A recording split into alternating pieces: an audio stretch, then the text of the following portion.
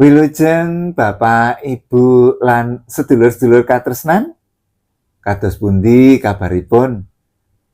Katur donga saking kula mugi kahananipun tansah sehat, semangat lan lancar anggenipun ngayahi pedamelan.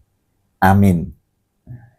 Pepanggihan malih wonten ing cariyos basa Jawi. Ing wekdal niki kula badhe ngaturi cerita cekak anggitanipun Ani Asmara kanthi irah-irahan lulus pendadaran. Kados pundi lelampahipun? Sumangga sugeng midhangetaken.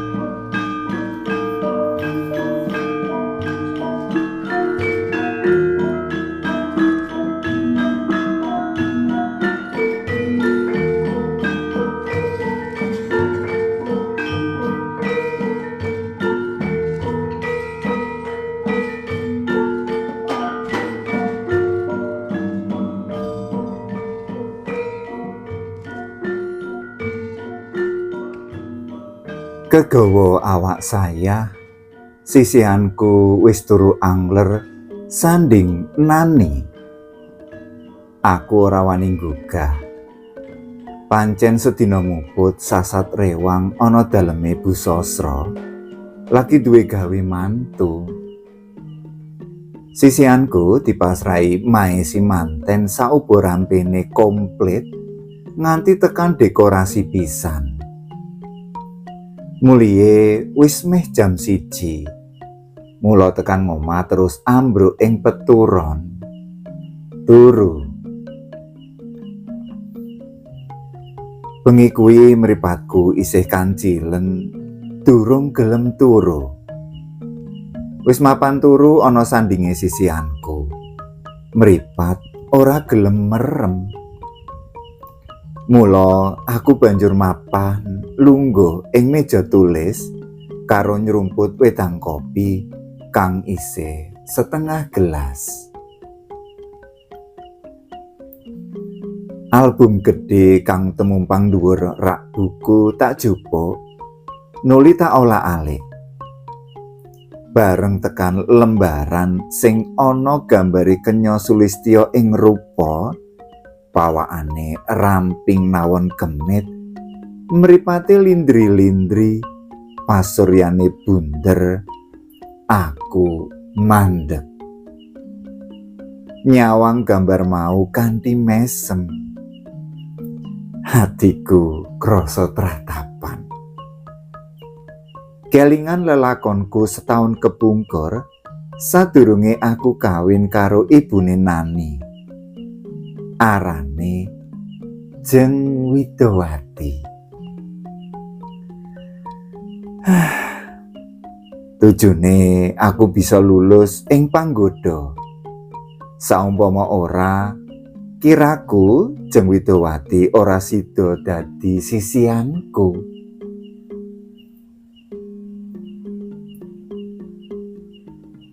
Kaya lumrahing jejaka, aku uga wis duwe pacangan. Jenenge Jeng Widowati. Isih klebu nak dulur dhewe karo aku. Malah anggone dipacangake wiwit isih padha cilik. Kabeh wong tuaku lan wong tuane Jeng Widowati wis mupakat yen aku besok dadi jodhone Jeng Widowati. Aku dhewe uga wis setuju. Sawise aku lulus saka SMA, banjur oleh pegawean ana Surabaya, ana ing kantor dagang. Saliyane aku nyambut gawe, sarening aku duwe bakat liya, yaiku ngarang. Mula aku sering mbiyantu majalah-majalah. Pancen iki wis dadi hobiku. Ya wis mesti wae ora nganggo jenengku dhewe, nanging nganggo jeneng Ngulandara. Awit uripku ana papan pangumbaran. Wiwit aku lelumban ing majalah-majalah, jeneng Ngulandara saya moncer. Jenengku dhewe malah kesilep. Sing akeh aku ngiseni ing rubrik cerita cekak.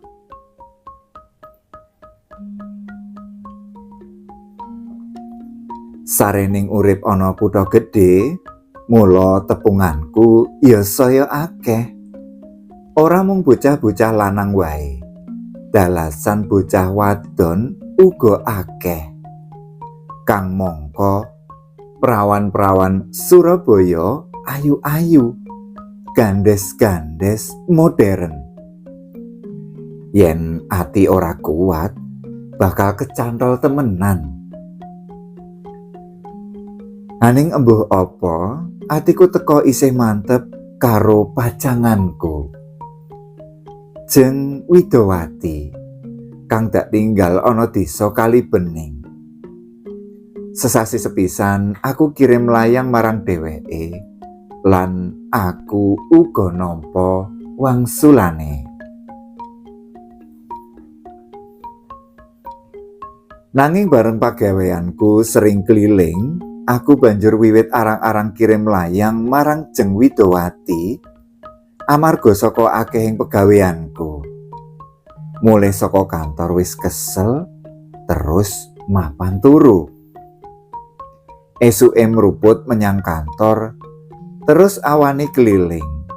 Terkadang anggonku keliling nganti tekan Banyuwangi, apese menyang Malang. Aku ana Surabaya wis meh setahun kurang sethithik. Mondok ana daleme Pak Is, pensiunan angkatan laut ing Kampung Ubi Gang 5, lan aku oleh kamar dhewe.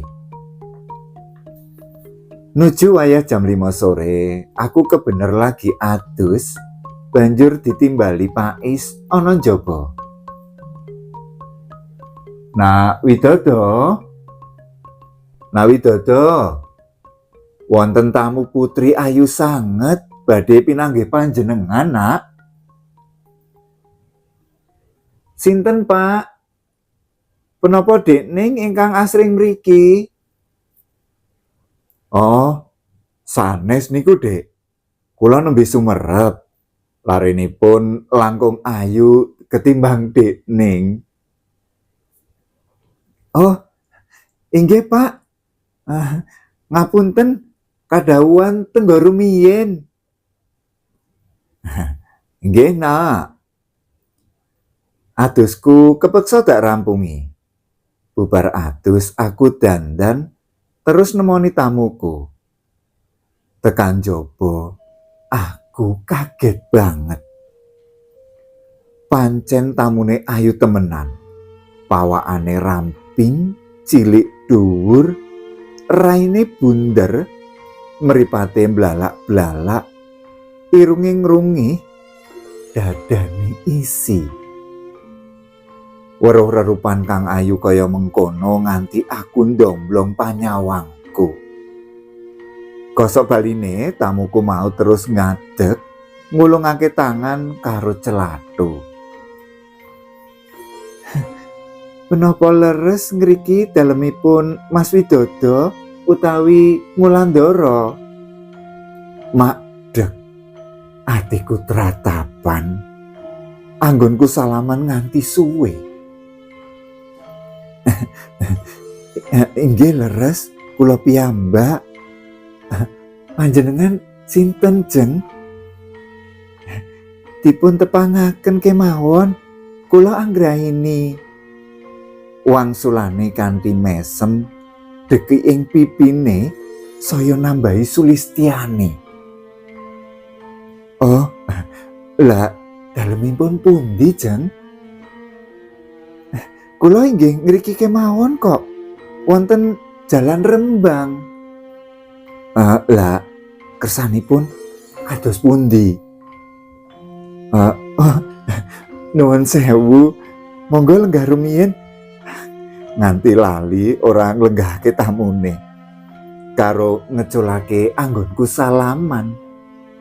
Kanthi mesem, Jeng anggraini nuli mapan lungguh. Aku banjur lungguh ing kursi sejene. Ngaten nggih Mas Wi, Dateng kula mriki saperlu badhe rembakan. Mas Wira pengarang. Kula etok-etokipun saweg ajar nglukis. Menawi Mas Wi kersa karanganipun Mas Wi, kula gambaranipun rumiyin. Punika wonten contoh gambar kula. Guneman ngono karo njupuk gambar saka tase. Gambar tak iling-iling. Pancen becik lan urip. Punika gambaranipun Jeng Anggraini piyambak. Inggih, awon-awon tiang saweg ajaran. Lah punika wonten kut nami kula, pojok tengen ngandhap. Wah, sampun sae punika Jeng. Sekolahipun wonten pundi rumiyin? Wonten Asri Ngayogya. Oh, memper. Nanging kula mboten saged bayar kathah Jeng. Bab bayar pinanggih wingking mawon Mas Wi. Pokokipun gambar kula kangge rumiyin lan dipun tingali tiyang sanes. Oh, ngaten to. Inggih prayogi yen ngaten. Lajeng Mas Wi menapa sampun gadah naskah enggal? Keleresan wonten. Dereng kula kintunaken. Niat kula benjang ngemben. Menawi ngaten kula suwunipun benjang sonten kula sowan mriki malih kalian gambaripun. Menawi ngaten inggih prayogi Jeng. Kula aturi tenggo sekedhap. Bubar kuwi aku mlebu kamar. Njupuk naskah sing wis dadi. Naskah nuli dak gawa metu terus dak wenehake Jeng Anggraini. Jeng Anggraini pamitan. Ora lali salaman meneh. Atiku gregel. Awit tangane alus lumer rumasuk jantungku. Jeng Anggraini terus nyengklak Vespane. Lecedhela wis ngeblas ora katon. Aku kari anggono. Ra hebat saestu to Nak? Pandangune Pak Is saka mburi. Aku kaget karo mangsuli. Inggih Pak. Kanca lami Nak. Sanes Pak. Inggih nembe tepang punika wau kok. Oh, ananging sajake kok kados sampun dangu kula tingali. Aku mung bisa mesem terus mlebu kamar. Bengine aku ora bisa turu. Tansah digodha wewayangane Jeng Anggraini wae. Ana bocah wadon kok ayune tumpuk undung kaya ngono. Bejane sing mengko besok. Sore meneh temenan. Jam 5 Jeng Anggraini wis teka ing pondokanku meneh. Mudhun saka Vespa terus mesem nyawang aku. Wah, rati kirang sae sekedhik Mas Wi. Monggo kula aturi mriksani. Gambar tak tampani. Hatiku bungah. Awit wis nyocoki banget karo karepku. Nalika aku lagi ndeleng gambar mau, dadak Jeng Anggraini marani ngadeg ana sisianku. Mak tratap atiku. Waduh, ambune wangi gambret nyokok irungku nganti aku dadi poyang-payingan. Ketambahan meneh, Jeng Anggraini dadak dempel-dempel pisan. Lengenku gathuk, awakku krasa merinding piur-piuran. Wangune Jeng Anggraini kenya sing bebas banget, tur ora rikuh pakewo. Meh wae aku nglanggati karepe. Dumadakan mak nyut. Aku banjur wewayang-wayangan praupane pacanganku Jeng Widowati kang ana desa. atiku bali tetek meneh.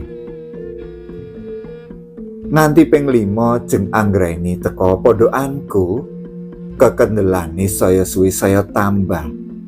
Dheweke wani nyablek, wani njejeri, nanging atiku panggah atos kaya watu item. Kenal durung ana seminggu, wis kaya kenal setahun. Pancen semanak banget jeng anggraini mau. Sugih gunem lan sugih cerita, tur gadis modern, lincah. Lagi tekan semono anggonku nyawang gambari jeng anggraini, aku kaget digaplok gegerku saka mburi. Bareng tak toleh, jebul sisianku jeng Widowati. Hebat ya mas, gambare Bulek Widowati. Nanging isih kalah karo kenya sing ana sisihanku iki. Wangsulanku karo nutup album. Tujune mbiyen Mas Wi ora kecantol karo Bulek anggraini. Mergo dadaku wis diisi karo sliramu jeng. Dadi gede cilike mbiyen kae, aku lagi nampani pendadaran to. Ayen biyen kae aku nglanggati karepe, kiraku aku ora dadi bapake Nani ya. Untung hatiku kuat, lulus saka pendadaran. Pancen mas, kuwi saka kersane Bulek anggraini dhewe, arep bebeda panjenengan. Utawa meneh, senajan panjenengan nglanggati, ya ora bakal kelakon. Wong Bulek piyambak ya wis kagungan garwa, Pak Lek Prayoga. Teko kendel-kendele Bulek kuwi dolanan geni. Anek ketanggor priya bajul, embuh wae dadine. Yen ngono bab gambar kae mbiyen sing ngasta ya Pak Lek Prayoga dhewe ya jen. Iya, awit Pak Lek Prayoga pancen pelukis. Bareng Mas Wi ora pasah digodho, Bulek terus kirim layang aku. Surasane kena diantepi. Oh, ngono to tibane. Yen ngono, aku kok banjur kelingan. Awit aku ya wis 3 sasi ora kirim layang kowe to, Jeng. Apa kuwi jalarane? Ayo bener to, Mas. Aku ora mangsuli sisihanku. Dheweke terus tak rangkul kenceng. Judul mekaten waosan saking cariyos basa Jawi. Mugi ndadosaken panglipuraning penggalih. Cekap semanten kula nyuwun pamit. Matur nuwun.